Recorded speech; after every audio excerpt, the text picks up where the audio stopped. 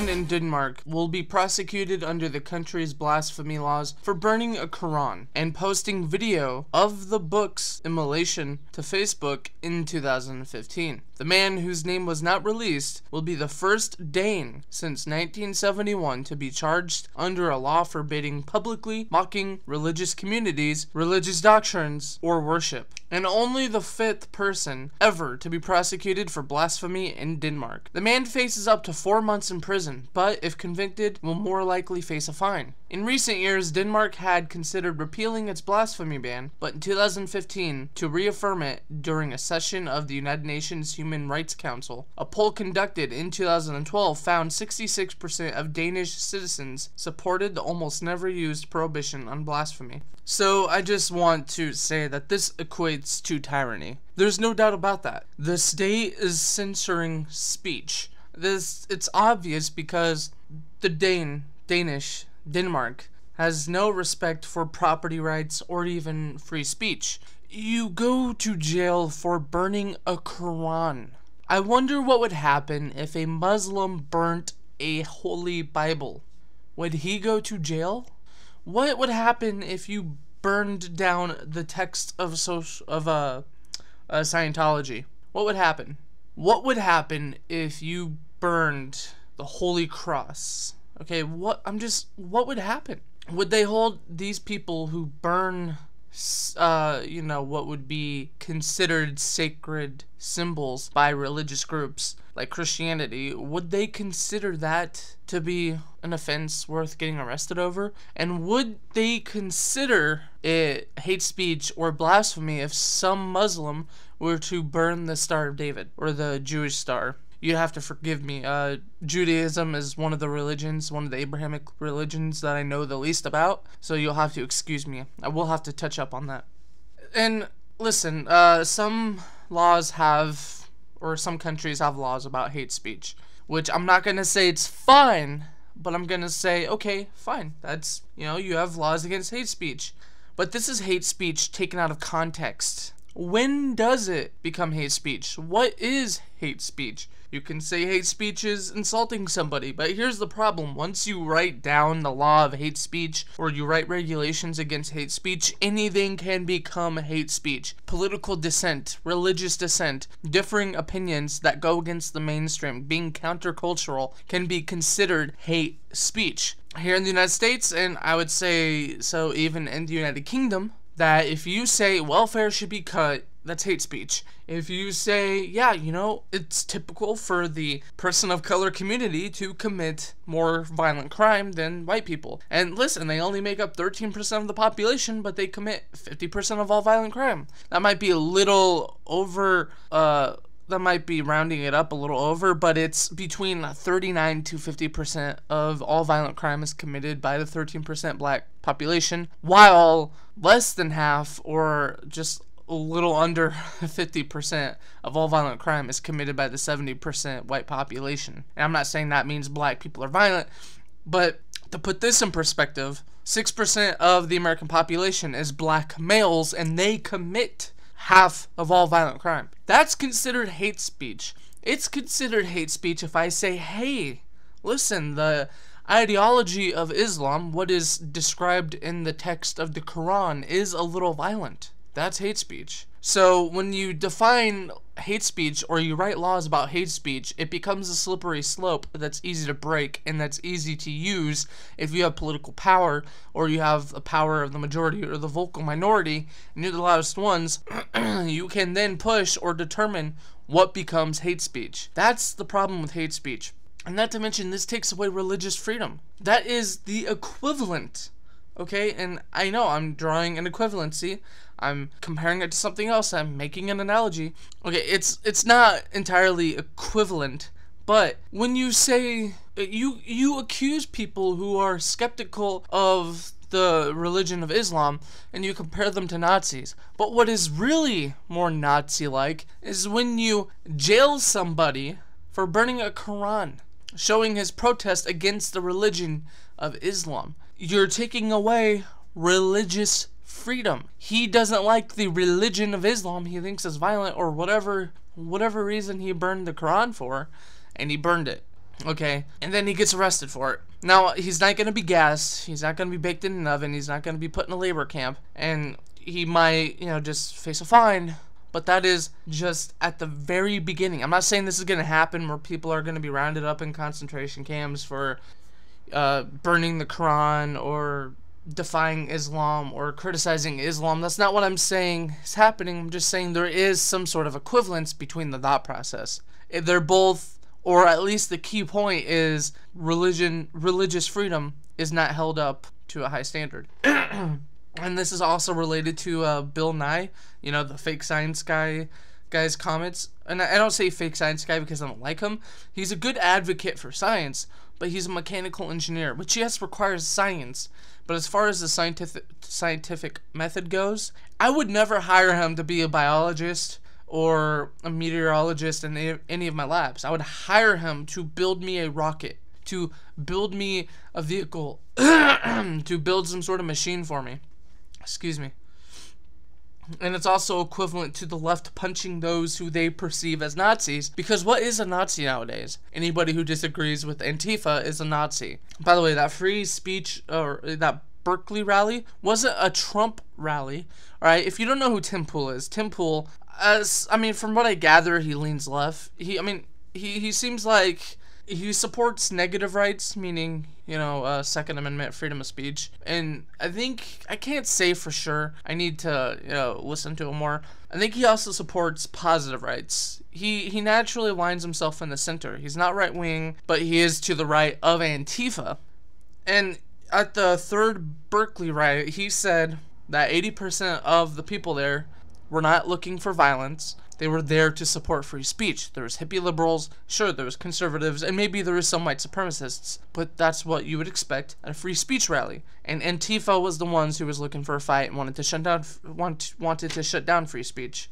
So, like I said, this is equivalent to the left punching those who they perceive as Nazis, because they perceived hippie liberals or anybody who supported free speech as Nazis. They have no understanding of what it means to be a Nazi, and that is scary. That is horrifying. That is terrifying. That is the scariest thing ever, in my opinion. Not to sound like a wimp, but that is pretty scary. I mean, who is a Nazi at this point? There was a guy punched in my hometown at an airport who was knocked out fucking cold by a huge group of people because he was a Nazi. And I know who that guy is. He's not a Nazi. Sure, you can call him a bigot. He isn't, he might be a Christian religious asshole, but he's not a Nazi. He never called death to Jews or to blacks or to anything like that. Sure, he is maybe a little homophobic, but he's not a fucking Nazi.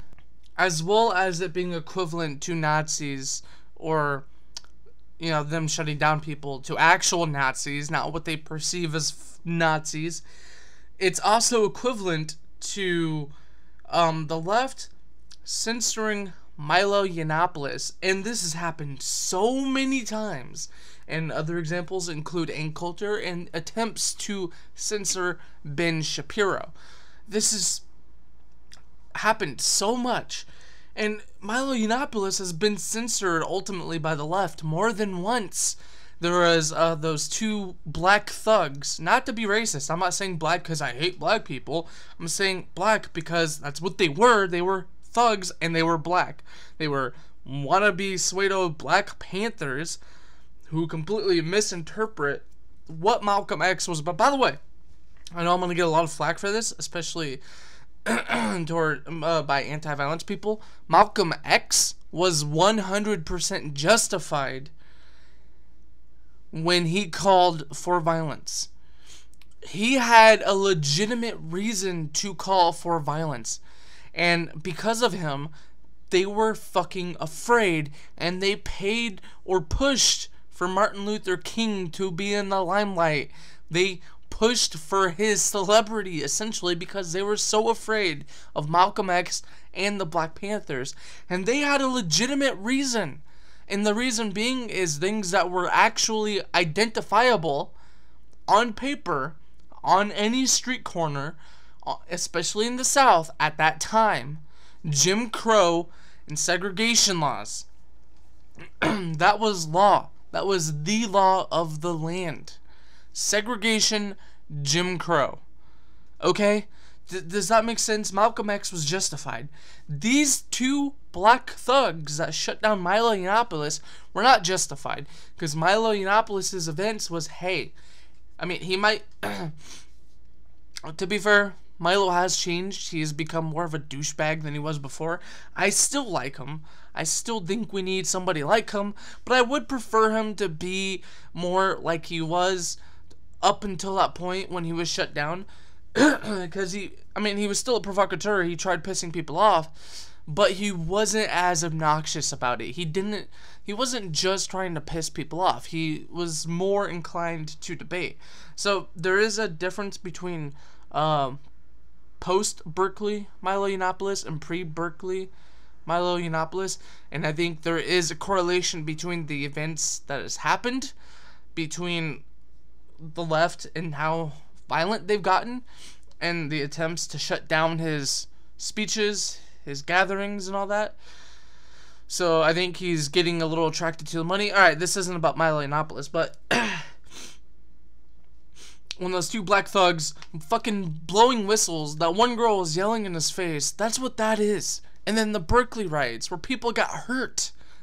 I don't remember, somebody ended up getting shot at one of the protests. I don't know if it was at Berkeley.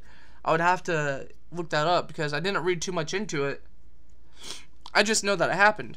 And that's fucking scary. And we saw Coulter get shut down at Berkeley as well. It's ridiculous, guys. I don't even know how to describe my frustration. It's also equivalent to wanting... So I've criticized the left. So let me criticize the right. It is equivalent to wanting to jail those who burn American flags.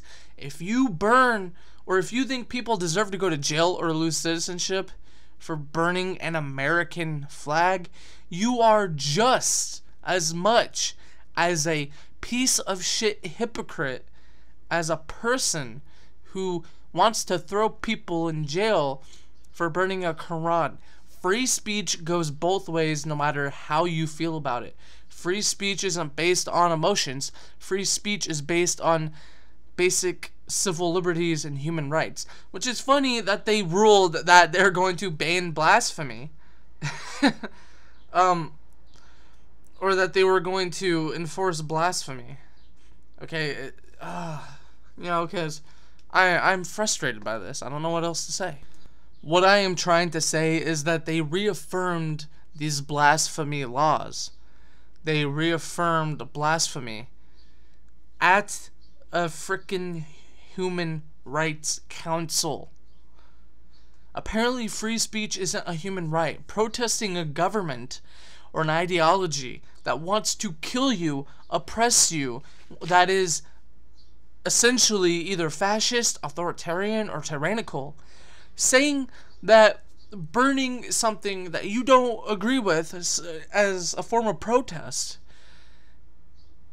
is somehow a human right, or is for some reason something that you would pass at a human rights hearing amongst a human rights council. How is that a human right? A human right is freedom of religion, so as long as you don't infringe on somebody else's rights. Freedom of speech is a human right. I just don't understand. And I get the culture in Europe. Okay, it's very different from the United States. The United States, we were founded on rebelling against a tyrannical government. And we decided, hey, how can we avoid living under tyranny again? Let's limit the tyranny by limiting government. But Europe, they went the complete opposite direction. They had one tyrannical government kill a bunch of Jews. But instead of saying, hey, maybe we should limit government because government's evil, they said, maybe we should crack down on bad ideas. And sure, it sounds good on paper, sounds nice in theory, cracking down on bad ideas, cracking down on racism, cracking down on bigotry. But the problem is that some things are too subjective to be laid at the hands of elected bureaucrats or unelected bureaucrats, or to the majority, because people are wrong sometimes. People have biases, and they put on blinders, and it happens to everyone. It happens to conservatives, liberals, Republicans, Democrats, libertarians, classical liberals, constitutionalists, you name it. Everybody has blinders, has partisan glasses, has blinders on. It's no shock. It's not a surprise. It's a fact. So just, take with that what you will. But here's one thing that I think we should be on board with, and that's that free speech should be universal. I don't care what culture you have. I don't have a right to tell another country what to do or tell another people how to feel, but free speech should be universal. Burning property that you own, property rights, should be universal. Okay? If you buy something from a store, like a book, a text, a music CD, you have the right to do with that item as you wish. We don't have to decide or agree on whether or not you should be able to own land, as that being part of property rights, but you should own the items in your shelter that you purchased with your own money, produced by the fruits of your labor. Free speech should be universal.